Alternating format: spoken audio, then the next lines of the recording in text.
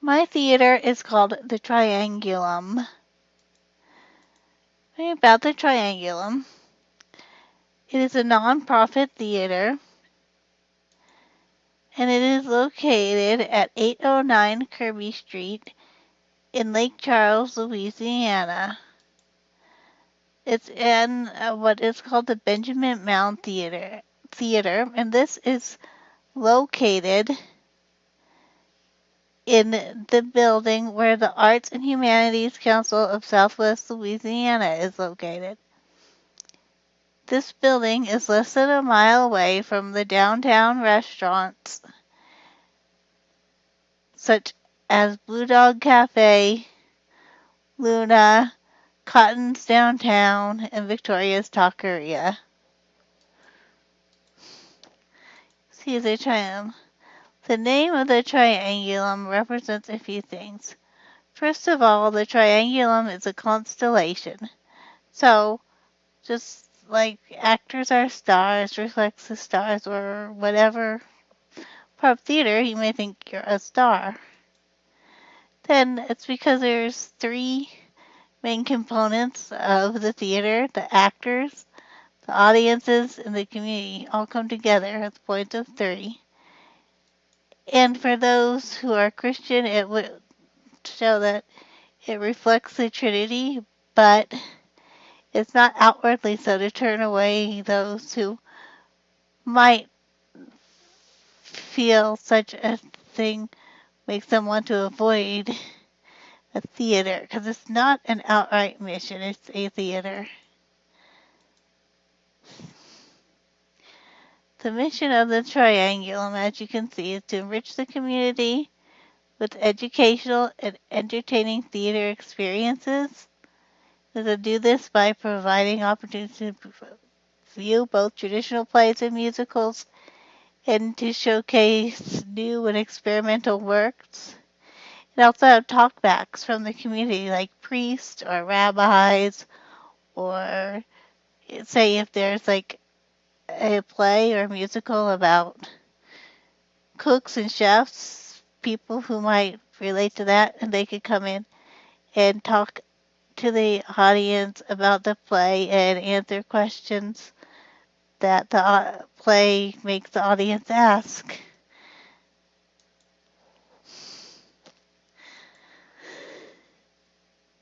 The first season shows that I would like to have for the Triangulum would be Clover by Eric N.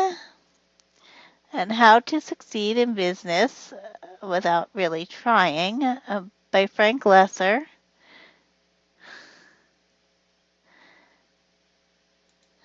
And then Amy and the Orphans by Lindsay Ferrantino. And The Producers by Mel Brooks. Et al. And Mannequins by Jonathan Robertson. Now, Lake Charles has a main group of theater goers you tend to see at a lot of the theaters. You'll see a few people that seem to be everywhere when they can go. So because of that, each show is special in a way. Like Clover here by Eric N. It deals with 3 stories of violence because of race. And it's new and innovative because it has acting and shadow puppets and video. So then we'd have a target audience of this flood outside of the main theater goers. For like people of color and those who are concerned with race and supporting equal rights, and for people who want to teach that equal rights are important, obviously. And we have How to Succeed in Business Without Really Trying.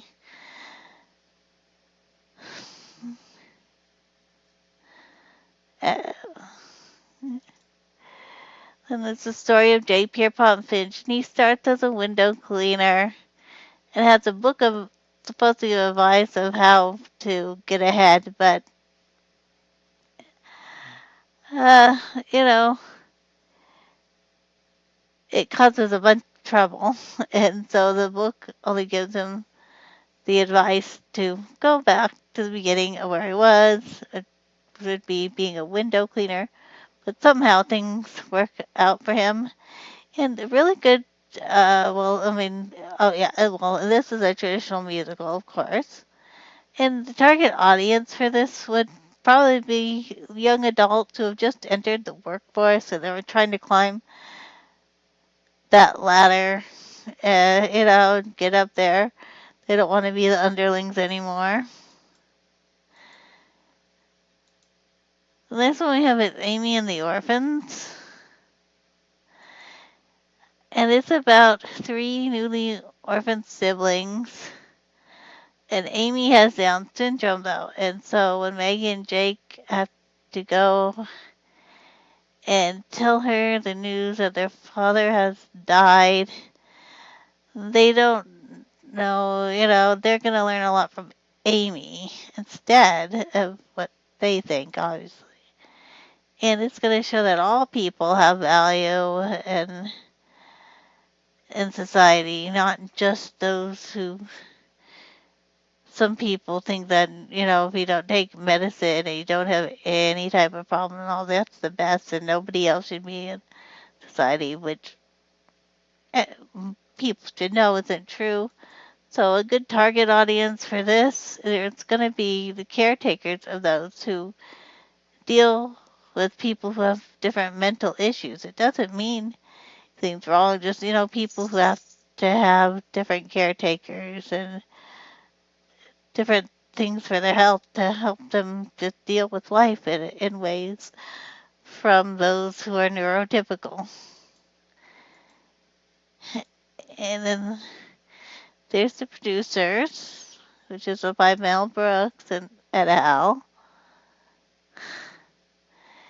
And that's the story of Max Bielsak and Leopold Bloom, who want to make money, and they learned that if a Broadway show fails, that they would probably make more money.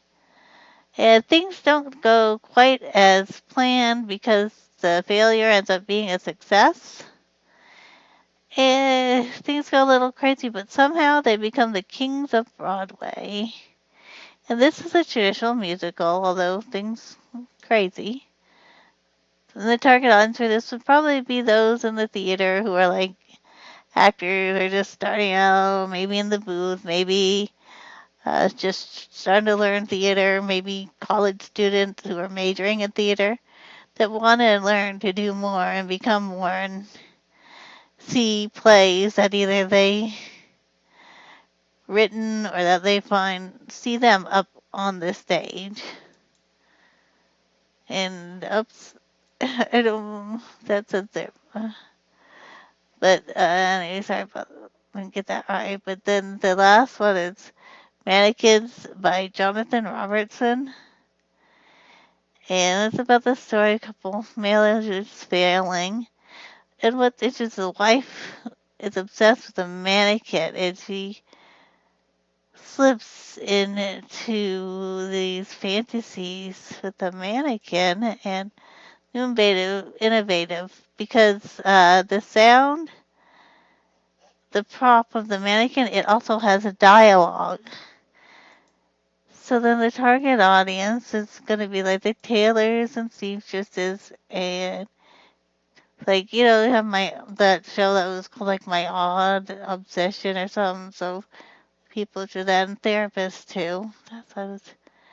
And here you can see this just the slide that says that shows the board of directors and the CEO is under that. And right under CEO is the artistic director and artistic producing director is the person. And then also the technical director. And the casting director and the director come right under the artistic director. And now it says the actors and musicians are under the casting director, but it means that they're under both the casting director and the director. The technical director It had all the other these like light designer, sound designer, set designer, sound operator, light operator, costume designer. So that's what, yeah. And then we have that. Um, to try unlike some theaters, it will allow fundraisers to help individuals, community organizations, uh, different things, but as long as the board agrees upon it unanimously, and that part is important. And the board of directors, in general, the members should not live any further than 150 miles from Lake Charles because they have to try to attend the meeting in good faith unless there is a previous decision made by the board of directors that meetings can be attended by means such as video conferencing or other ways. And there needs to be at least 5 board members for the board of directors, and then there should be no more than 11 board members.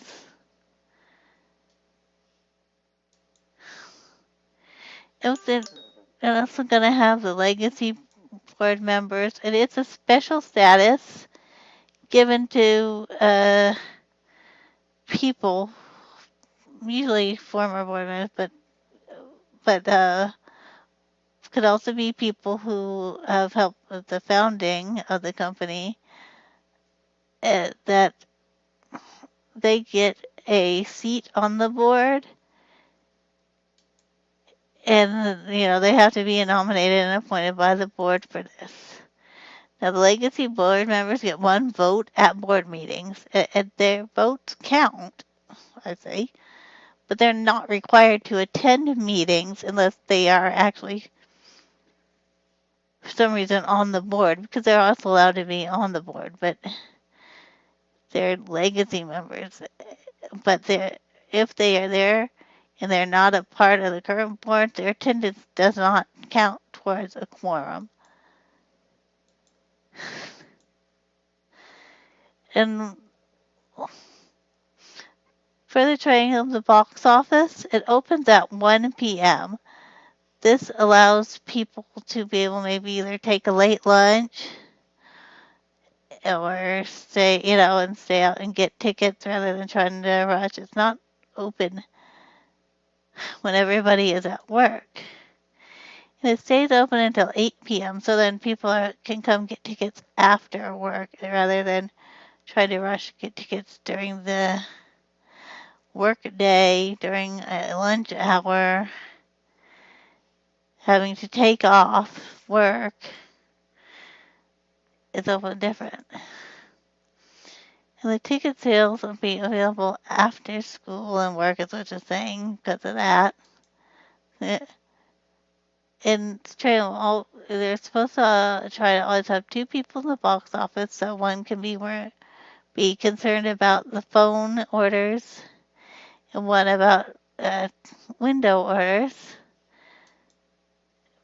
Because that's, as you can see at the end, but I was going to say because in general, phone orders are priority, except on performance date. Then window orders take priority. And that's the presentation.